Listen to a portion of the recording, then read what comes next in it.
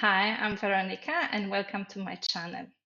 Today's video is a continuation of the one from the last week, where I started explaining why it's really not a good idea to do always the same routine of the same set of exercises.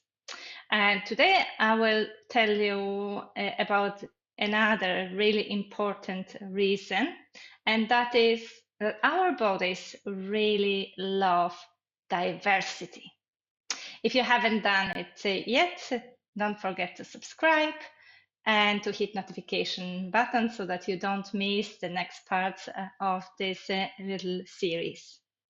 So last week, I told you that your mind might be more inclined to doing always the same set of exercises because it makes it more predictable. And another reason is that actually you like to see the so-called improvements. So you might get chuffed that you can, after a few weeks or a few months of doing forward folds, you might finally reach the floor with your fingers, for example. Now, first of all, we can question if that's a goal and if that should be a goal anyway. But even leaving that whole kind of flexibility as a goal aside, which is a subject for another video, let's look at something slightly different here. If you're doing this forward folds always in the same way, then eventually you will get a little bit more mobility in a particular sections of your body, and you will basically always engage it and mobilize it in exactly the same way. But you're missing an entire universe of sensations that would be different only if you switched the angle or did it slightly differently. I mean, even it's a matter of sometimes a few millimeters, a few centimeters, one way or the other way. And it's a little bit like when you bend a credit card over and over again, many times.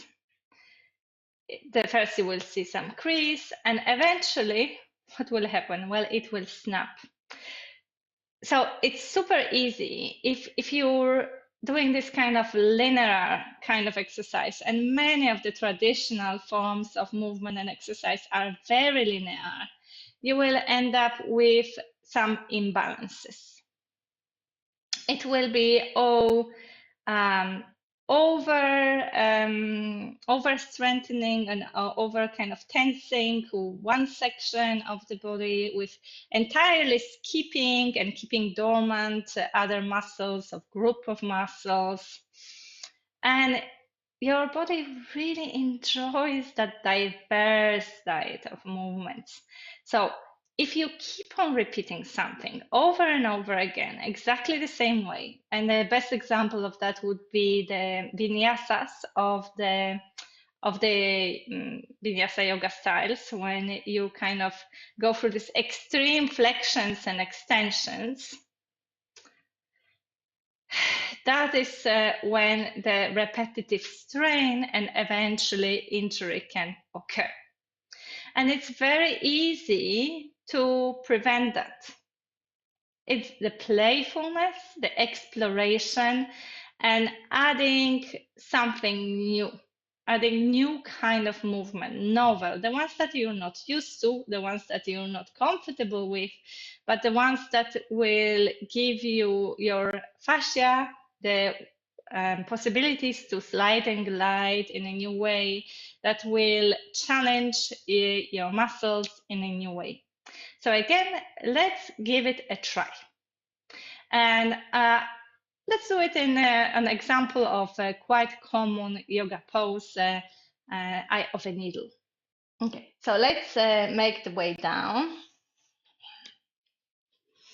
Landing, lying down with the knees bent and feet on the mat.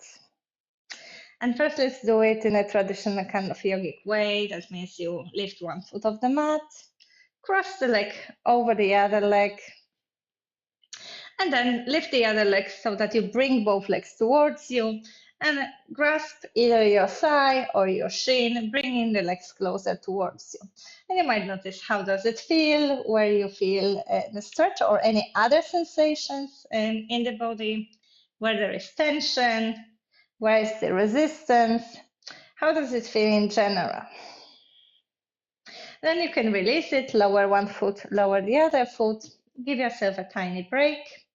And let's try the same, a more somatic, functional way. So, and using exactly the same side so that you can better compare. So you can lift one foot off the mat and then create those tiny, tiny micro circles with your knee in the air so that you can start feeling how your thigh bone moves in the hip socket. It kind of already prepares you for the next movement to come, lubricates everything. And then you can sway that leg right and left so that it can relax. And that sway can become bigger until eventually you let that leg cross over the other, landing wherever it wants to land. And here you can stay for a moment, sending this message that the driver of the movement will be the leg that is on the ground. The other one is kind of relaxed and taken for a ride. Check that everything else stays relaxed, your face, your shoulders, your arms. And let's begin with a tiny bit of a movement right and left so that you create this rock to feel the sensation at the back of the sacrum.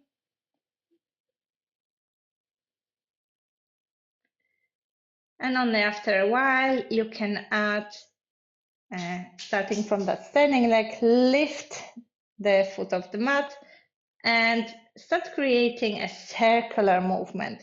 So that is an ocean of new sensations. It's not linear anymore. There are lots of muscles that get engaged and then switched off as you go through that circle. Your core gets far more engaged as your arms don't help you anymore. And even that sensation of a stretch, of a lengthening, is different depending on where you are in the circle. It will affect various sections of your bum, not always the same slice, the very same piece. And just check how does it feel to be more playful with this movement. Maybe you can pulse it, maybe you can give more of that weight of the legs towards you, and notice how your body responds to that. Maybe your nervous system finds it safer and it lets go of that protective gripping and tensing. Whatever new you discover as you do that, give yourself time to feel it, and then lower one leg and the other.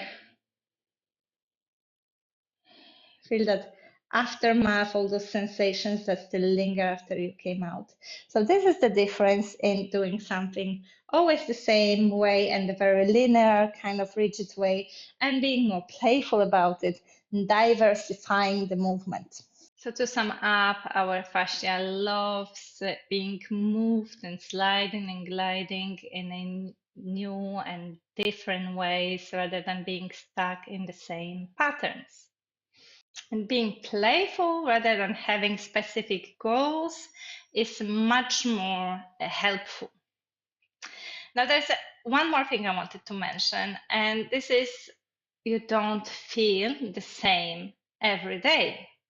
So one day you might be full of energy, and the others you might be fatigued, or you might start feeling that you're catching a cold, or you're just really anxious, or maybe you are a little bit low.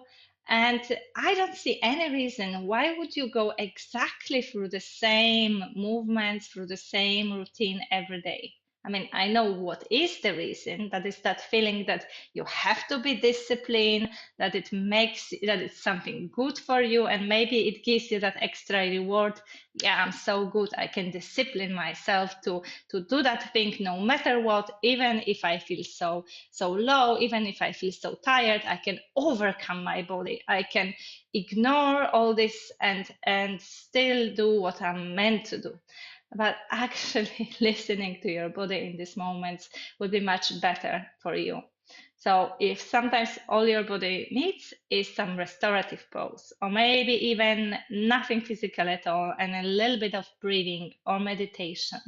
So it's it's all about fine tuning to what you feel, what your body needs, what your body is trying to tell you, and also avoiding going through that pattern of repeating the same thing, always the same way, going through the grooves without paying attention. So if you have that kind of rigid routine, it probably is better than not moving at all, but it's still far from ideal, and you're not necessarily doing your body any favors. What would make a difference to how you feel in your body? Stay tuned, as that will be covered in the next episode. If you like this one, don't forget to click that like button and to subscribe to my channel.